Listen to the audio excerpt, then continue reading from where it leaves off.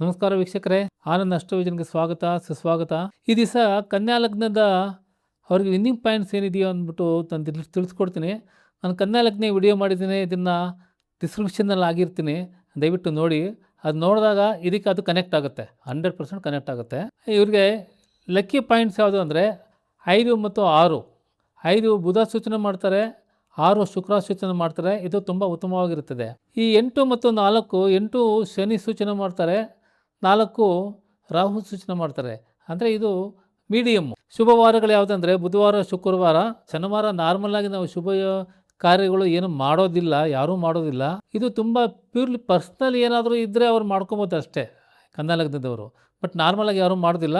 Preferably ಬುಧವಾರ, ಶುಕ್ರವಾರ, that is correct. ಶುಭ ಬಣ್ಣಗಳು ಹಸಿರು, ಬಿಳಿ, ಸಿಲ್ವರ್, ನೀಲಿ. ಹಸಿರು ಬುಧ ಸೂಚನೆ ಮಾಡ್ತಾರೆ, ಬಿಳಿ ಚಂದ್ರ ಸೂಚನೆ ಮಾಡ್ತಾರೆ, ಲಾಭಾಧಿಪತಿ. ಸಿಲ್ವರು ಶುಕ್ರ ಸೂಚನೆ ಮಾಡ್ತಾರೆ, ಧನಾಧಿಪತಿ. ನೀಲಿ ಮತ್ತು ಕಪ್ಪು ಶನಿ ಸೂಚನೆ ಮಾಡ್ತಾರೆ, ಅಂದರೆ ಪಂಚಮಾಧಿಪತಿ ಸೂಚನೆ ಮಾಡ್ತಾರೆ. ಬಟ್ ಇಂಪಾರ್ಟೆಂಟಾಗಿ ಇವರಿಗೆ ಬಿಳಿ ಸಿಲ್ವರು ತುಂಬ ಚೆನ್ನಾಗಿ ಆಗಿಬರುತ್ತೆ. ಶುಭ ರತ್ನಗಳು ಪಚ್ಚೆ ಬುಧ ಸೂಚನೆ ಮಾಡ್ತಾರೆ, ವಜ್ರ ಶುಕ್ರ ಸೂಚನೆ ಮಾಡ್ತಾರೆ, ನೀಲ ಅಂದರೆ ರಾಹು ಸೂಚನೆ ಮಾಡ್ತಾರೆ, ಗೋಮದಿಕ್ಕ ಅಂತ ಹೇಳ್ತೀವಿ, ನೀಲ. ಶುಭ ಲೋಹಗಳು ಕಬ್ಬಿಣ. ಶುಭ ದಿಕ್ಕುಗಳು ಇವರಿಗೆ ದಕ್ಷಿಣ ಮತ್ತು ಪೂರ್ವ, ಅದು ತುಂಬ ಕಂಫರ್ಟಬಲ್ ಆಗಿ ಬರುತ್ತೆ. ಶುಭ ದೇವತೆಗಳು ಇವರಿಗೆ ಶ್ರೀ ಲಕ್ಷ್ಮೀನಾರಾಯಣ, ಶ್ರೀ ಆಂಜನೇಯ. ಶುಭ ನಕ್ಷತ್ರಗಳು ಶುಕ್ರನ ನಕ್ಷತ್ರಗಳು ಮತ್ತು ಶನಿ ನಕ್ಷತ್ರಗಳು, ರಾಹು ನಕ್ಷತ್ರಗಳು. ಅಂದರೆ ಶುಕ್ರನ ನಕ್ಷತ್ರಗಳಾದರೆ ಹೇಳ್ತೀನಿ, ಭರಣಿ, ಪುಬ್ಬ, ಪೂರ್ವಾಷಾಢ. ಬುಧನ ನಕ್ಷತ್ರ ಆಶ್ಲೇಷ, ಜ್ಯೇಷ್ಠ, ರೇವತಿ. ಈ 2 ನಕ್ಷತ್ರಗಳು ತುಂಬ ಉತ್ತಮ. ಶುಕ್ರನ ನಕ್ಷತ್ರಗಳು, ಬುಧನ ನಕ್ಷತ್ರಗಳು. ಪುಷ್ಯಮಿ, ಅನುರಾಧ, ಉತ್ತರಭಾದ್ರ ಇದು ಶನಿಯ ನಕ್ಷತ್ರಗಳು. ಸ್ವಾತಿ, ಶತಬೀಜ, ಆರಿದ್ರ ನಕ್ಷತ್ರಗಳು ಮೀಡಿಯಮ್ಮು. ಶುಭ ರಾಶಿಗಳು ಮತ್ತು ಲಗ್ನಗಳು ಅಂತ ಹೇಳ್ತೀವಿ, ಇವ್ರಿಗೆ ಯಾರು ಸೂಟ್ ಆಗ್ತಾರೆ ಅಂತ ಹೇಳಿದ್ರು. ಇದು ಇಂಪಾರ್ಟೆಂಟಾಗಿ ನಾವು ಅವ್ರಿಗೆ ಮದುವೆ ಒಂದು ಮ್ಯಾಚಿಂಗ್ ಟೈಮಲ್ಲಿ ಇದನ್ನು ಕನ್ಸಿಡರ್ ಮಾಡ್ತೀವಿ.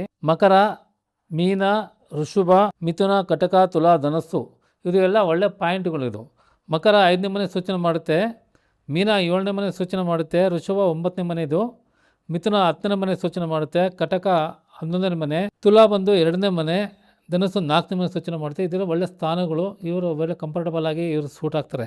ಶುಭ ದಶೆಗಳು ಶುಕ್ರ ದಶೆ ತುಂಬ ಉತ್ತಮ, ಅಂದರೆ ಧನಾಧಿಪತಿ ಭಾಗ್ಯಾಧಿಪತಿ ಆಗ್ತಾನೆ. ಬುಧ ಲಗ್ನಾಧಿಪತಿ ಮತ್ತು ದಶಮಾಧಿಪತಿ ಆಗ್ತಾನೆ. ಶನಿ ಪಂಚಮಾಧಿಪತಿ. ಅಂದರೆ ಪಂಚಮಾಧಿಪತಿ ಇಂಪಾರ್ಟೆಂಟಾಗಿ ನಾವು ಏನಕ್ಕೆ ಕೇಳ್ತೀವಿ ಅಂತ ಹೇಳಿದ್ರೆ, ನಾವು ಯಾವುದೇ ಜಾತಕದಲ್ಲಿ ತ್ರಿಕೋನಗಳು ಅಂತ ಹೇಳ್ತೀವಿ, 1, 5, 9. ಯಾಕಂದರೆ ನಾವು ದಿಕ್ಕುಗಳ ಪ್ರಕಾರ ತೊಗೊಂಡಾಗ 4 ದಿಕ್ಕನ್ನ ನಾವು 12 ರಾಶಿಗೆ ಹಂಚ್ತೀವಿ. ಈ ಪೂರ್ವ ಅಂತ ಬಂದಾಗ ನೆಕ್ಸ್ಟ್ ಪೂರ್ವ ಬರೋದು 5ನೇ ಮನೆ, ಅಲ್ಲಿಂದ ನೆಕ್ಸ್ಟ್ ಪೂರ್ವ ಬರೋದು 9ನೇ ಮನೆ. ಹಾಗಾಗಿ 5ನೇ ಮನೆ 9ನೇ ಮನೆಯಲ್ಲಿ ಇರೋ ಗ್ರಹಗಳು 1ನೇ ಮನೆಯಲ್ಲಿ ಇದ್ದಂಗೆ ಆಗುತ್ತೆ, ಒಂದೇ ದಿಕ್ಕಲ್ಲಿ ಇದ್ದಂಗೆ ಆಗುತ್ತೆ. ಹಾಗಾಗಿ ಅವರು ಯಾವತ್ತೂ ಯೋಗಕಾರಕರು.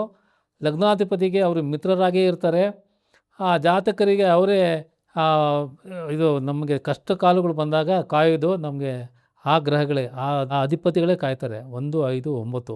ಹಾಗಾಗಿ ತ್ರಿಕೋನದಲ್ಲಿ ಇದ್ದರೆ ನಾವು ತುಂಬ ಇಂಪಾರ್ಟೆಂಟಾಗಿ ಕನ್ಸಿಡರ್ ಮಾಡಬೇಕಾಗುತ್ತೆ. ಇವ್ರಿಗೆ ಯೋಗ ದಶೆಗಳು ಶನಿ ಮತ್ತು ರಾಹು. ಶುಕ್ರ 2ನೇ ಮನೆಯ ಅಧಿಪತಿ ಆಗ್ತಾನೆ, 9ನೇ ಮನೆ ಅಧಿಪತಿ ಆಗ್ತಾನೆ. ರಾಹು ಏನಂದರೆ ಶುಕ್ರ ರಾಹು ಸೇರಿಬಿಟ್ರೆ ಶುಕ್ರ ಲಕ್ಸುರಿ, ರಾಹು ತುಂಬ ವಿಸ್ತಾರ, ತುಂಬ ಇದು. ಹಾಗಾಗಿ ನಾರ್ಮಲಾಗಿ ನೋಡಿ, ಯಾರು ಹೈ ಎಂಡ್ ಕಾರುಗಳು, ಆಮೇಲೆ ಉದ್ಯಮದಲ್ಲಿ ರಿಯಲ್ ಎಸ್ಟೇಟು ಏನು ಇದು ಮಾಡ್ತಾರೆ, ಅವರು ಕೋಟ್ಯಾಂತರ ರೂಪಾಯಿ ಇನ್ವಾಲ್ವ್ ಆಗದೆ ಕೋಟ್ಯಾಂತರ ರೂಪಾಯಿ ವ್ಯವಹಾರಗಳು ಮಾಡ್ತಾರೆ.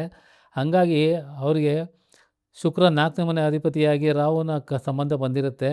ಎಲ್ಲ ಹೈ ಎಂಡ್ ಪೀಪಲ್ಲು, ದೊಡ್ಡ ಅಧಿಕಾರಿಗಳು ಅವರ ಸಂಪರ್ಕದಲ್ಲಿ ಇರ್ತಾರೆ, ರಾಜಕೀಯದವರು ಸಂಪರ್ಕ ಇರ್ತಾರೆ. ಹಾಗಾಗಿ ರಾಹು ಶುಕ್ರನ ಜೊತೆ ಸೇರಿದ್ರೆ ತುಂಬ ಒಳ್ಳೆಯದು, ತುಂಬ ಹೈ ಎಂಡು. ಬಟ್ ಅದಕ್ಕೆ ಪ್ಲಸ್ಸು ಮೈನಸ್ ಪಾಯಿಂಟ್ ಎರಡೂ ಇರುತ್ತೆ.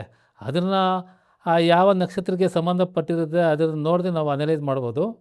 ಹಾಗಾಗಿ ಯೋಗ ದಶೆ ಅಂತ ಹೇಳ್ತೀವಿ ಬುಧನ ಇದಕ್ಕೆ.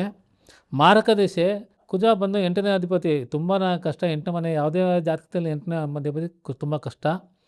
ಮತ್ತು ರವಿ ವ್ಯಯಾಧಿಪತಿ, ನೀವು ಏನೇ ಇನ್ಕಮ್ಮು ಏನೇ ಮಾಡಿದ್ರು ನಾವು ಕೂಡಿ ಇಡೋದು, ಅದು ವ್ಯಯ ಮಾಡೋದು ರವಿ.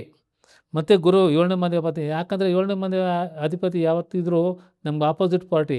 ನಮ್ಮ ಮದುವೆ ಆದ್ರೆ ನಮ್ಮ ಹೆಂಡತಿ ಆಪೋಸಿಟ್ ಪಾರ್ಟಿ, ನಾವು ಹೆಣ್ಮಗು ಆದರೆ ಗಂಡ ಆಪೋಸಿಟ್ ಪಾರ್ಟಿ, ನೀವು ಬಿಸ್ನೆಸ್ ಮಾಡಿದ್ರೆ ಅವ್ರ ಪಾರ್ಟ್ನರ್ಸು ಆಪೋಸಿಟ್ ಪಾರ್ಟಿ, ನಿಮ್ಮ ಶತ್ರು ಯಾರು ಅಂದರೆ ಆಪೋಸಿಟ್ ಪಾರ್ಟಿ. ಈ ಲೆಕ್ಕದಲ್ಲಿ ನಾವು ಗುರುನ ಅದು ಮಾರಕ ದಶೆ ಅಂತ ಅದು ಹೇಳ್ತೀವಿ.